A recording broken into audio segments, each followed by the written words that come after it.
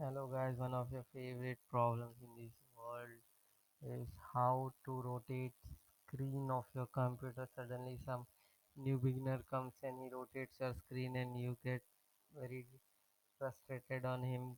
So it's better not to frustrate on him and to just see this simple trick how it's done.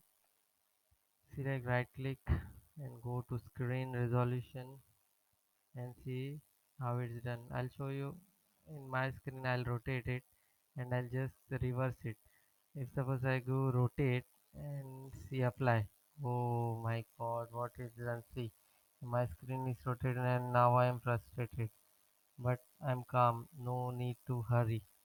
See, you have to just. I'll just enter and see it's done. I'll go rotate landscape. Okay, everything is fine. Never get frustrated on anyone.